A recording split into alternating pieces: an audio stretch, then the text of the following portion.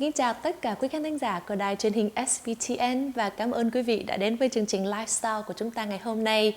Thưa quý vị, là 2 tuần nữa là sinh nhật 1 tuổi của baby Neil Khôi Trần. Đó là baby của nữ ca sĩ Trish Thuỳ Trang của chúng ta. Và nhân dịp sinh nhật của baby Neil thì Thùy Dương muốn chia sẻ với quý vị một cuộc phỏng vấn mà Thùy Dương đã được với nữ ca sĩ Trish Thuỳ Trang gần 1 năm nay rồi. Lúc mà cô mới sinh baby Neil chỉ có 2 tuần mà thôi, Thùy Dương cũng đã dịp đến nhà của Trish và gặp gỡ cũng như là nhìn thấy được những cái hình ảnh của baby Neil và một người mẹ mới nhất, đó là nữ ca sĩ thân thương Trish Thuỳ Trang của chúng ta. Sau đây thì Dương xin quý vị hãy theo dõi cuộc phỏng vấn này như sau.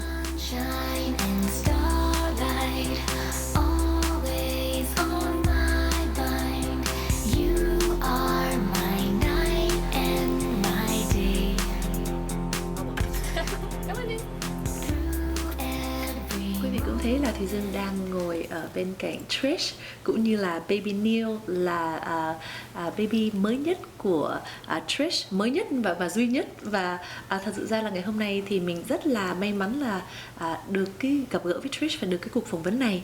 Tại vì quý vị biết không, Trish mới sanh baby Neil được có 2 tuần. 2 tuần. So Trish, hi and thank you. Hello. Thank you for having me. Well, I just want to say thank you for having us because I know that motherhood must have been crazy, and the fact that you come on and you're here, I really appreciate it. No problem. Could you tell me a little bit, let's backtrack a little bit, right? You know, when you found out that you were going to be a mother, up until, how did you prepare mentally for the process leading up until the birth of baby Neil? Well, we were trying to have a baby for months and it wasn't happening. And I think it took me 7 months to get pregnant. But by the time I finally realized I was pregnant, I was like, it's not going to happen. Whatever. I wasn't really preparing for it. I was just letting myself relax. Okay. And then it happened. And then after that, I just Googled everything to prepare myself. Nghĩa là để chuẩn bị cho cái con đường kế tiếp của mình là trở thành là một người mẹ là Google hả? Has it been difficult in terms of preparing for it, you know, without having your mother around to help you with guidance and advice?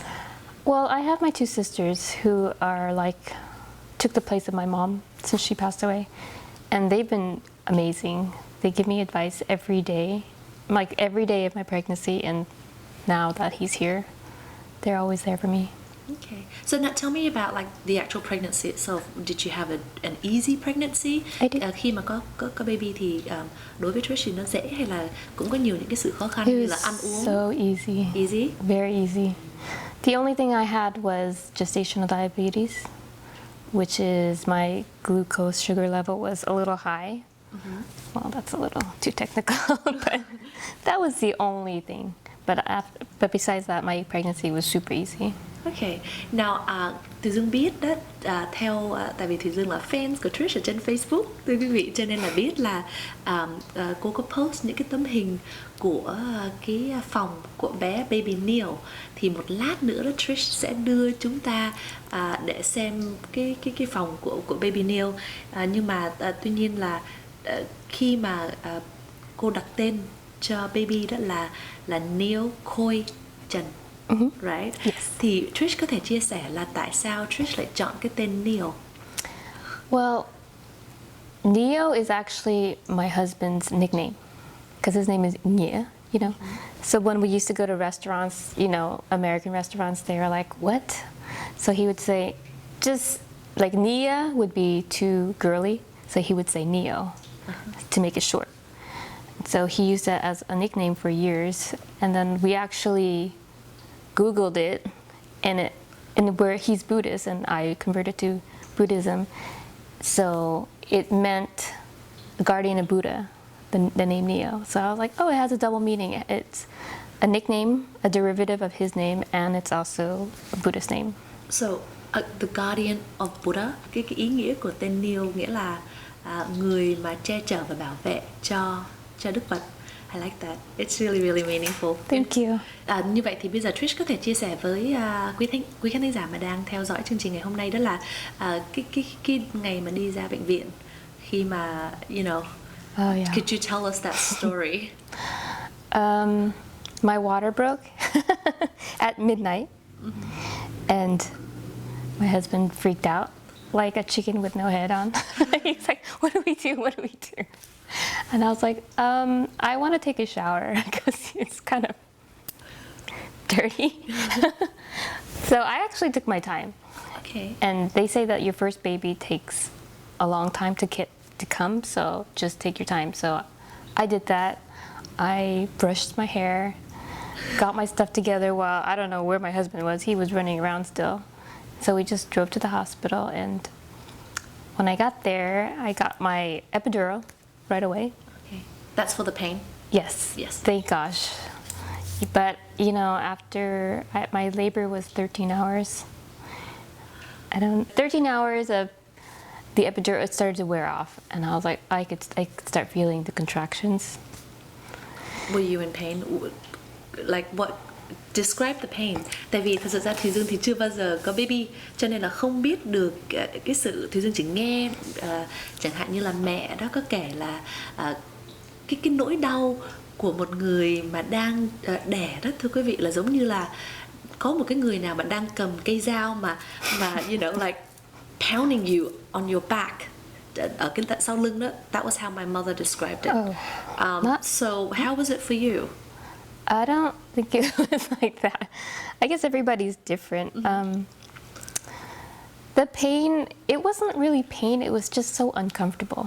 Like you have all these people around you, they're sticking you with needles, and you have an IV inside of you and a catheter, so you don't have to get up to pee. This is just so TMI. But it's just so uncomfortable. And then on top of that, you feel the contraction pains. And it took 13 hours. It took 13 hours before I could even push. I had to dilate first, and I wasn't dilating. But then after 13 hours, his heartbeat crashed.